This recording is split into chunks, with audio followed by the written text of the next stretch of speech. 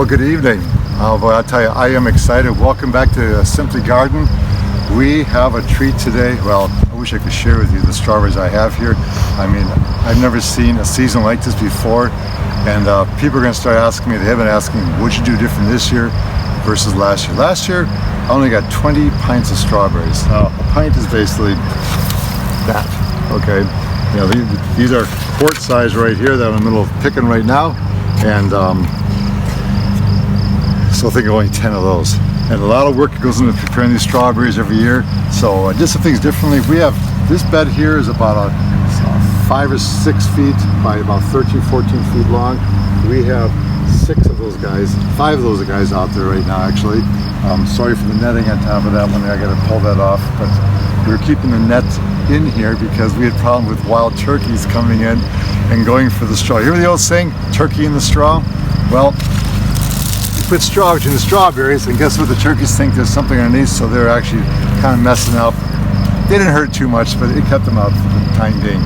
Anyways, we got 5 beds just like this one here, tons full of strawberries.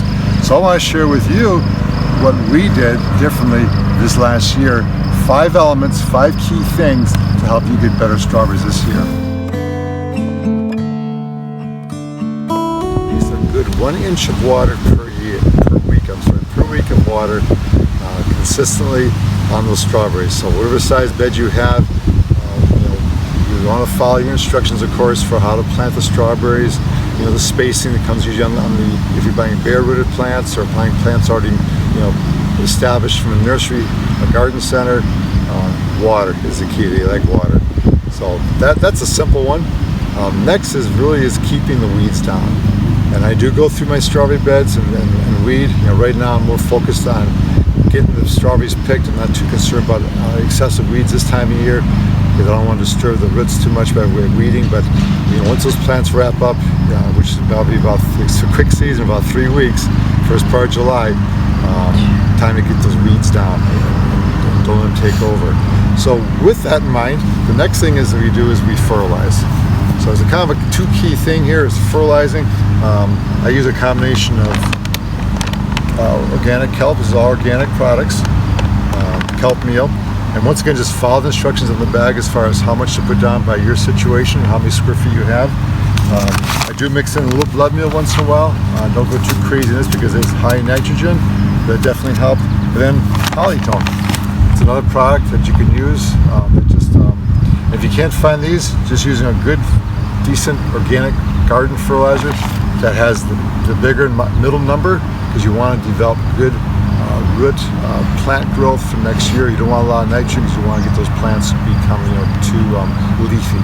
You want to encourage a good root stock so you can in turn you get a good crown growing for next year, which is going to create the growth for your blossoms and your fruit next year.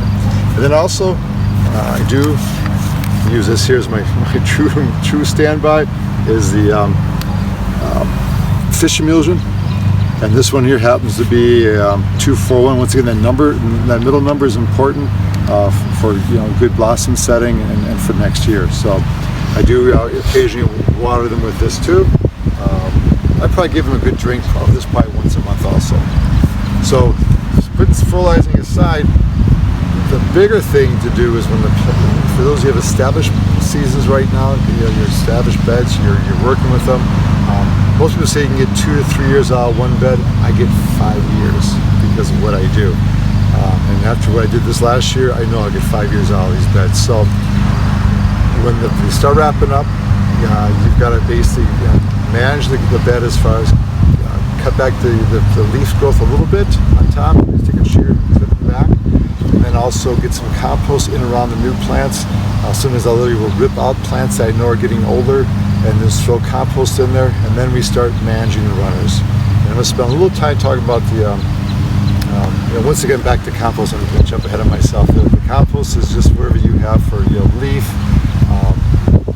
grass clippings, wherever you have you can get compost. You can buy compost, but you want at least a good 1.5 to 2 inches of compost around those plants, because that's going to help keep the moisture in. It's also going to feed them too as that deteriorates away. We want well-rotted compost, by the way. And then as far as managing runners is probably another key to making sure you're going to have a successful year for next year.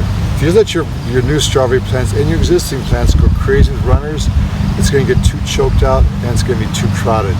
So I want to take you over to actually a bed that's ready to be taken out this year. It's 5 years old, but because of what I did with managing runners last year, I was able to rejuvenate that bed and get more out of it. Okay, so we're back in one of the strawberry beds. This is actually one that's getting ready to be torn out. If you take a look at it, just kind of pan around there a little bit. There's still some empty spots, and I could have put more plants in there last fall, but I was at the end of how many I had. But so here's what I do. You can actually jump over to this other bed real quick if you don't mind. So I have a pot here, and I mentioned about picking your. This is first year. This is first year strawberry plants in here. And I'm sorry for the dill. The dill has just gone crazy here, but dill's a natural grower. Just pull it out, get it out of the way. So here's strawberries. Here's another strawberry here. What will start happening is they'll start shooting out runners pretty quickly here. So what I'll do is I'm going to go back to this bed here and show the established runners that are taking place. These are older, more mature plants. So I will take literally this pot, all right, and yes, I use my hands sometimes because that's my shovel on the other side of it. I'll dig this pot down deep enough to where it needs to be, fill up with soil, okay, and set it at ground level, and I'll literally put this runner, as they get a little bigger, and just lay it right in there, and that will start to produce roots. And then as this plant gets older, when I start seeing enough natural growth coming out, I'll go ahead and clip this runner right back here with the little clippers. I just break off my fingers a lot of time and let this plant continue growing all summer long. And then what I do then in the fall, I'll go ahead and take this pot and I'll relocate it somewhere else in the bed. And that's how I rejuvenated this bed that was really sick looking. And I put these runners in a different place in the garden too. But once again, you gotta make sure you control the runners. You don't want to get too crazy. These plants here are pretty close here. I might even go as far as, start clipping them back. They're just now starting to come out, see here. And you only want about 3 or 4 runners per plant. And that's, to keep it from getting too crowded in there. So that's as easy as it is. 5 simple tips. Once again, I'll just review them real quick with you here. You've got to keep the weeds down, at least 1 inch of water per week. Nutrition, very important to feed them once a month, definitely once a month throughout the growing season. And then manage your runners and also compost. That's key to keeping the nutrients up. And then you should be able to get about 4 to 5 years out of that crop so that you can get strawberries like this and enjoy a delicious snack wherever you want. And we got some treats coming up for you in the future here, so stay tuned for more. These are the best. Delicious. And hey, listen, if you like what you saw, you're new, welcome. Please subscribe to our channel. And for those of you regulars, I appreciate your support, and keep on gardening, and hopefully this can help you get some beautiful strawberries for many years to come.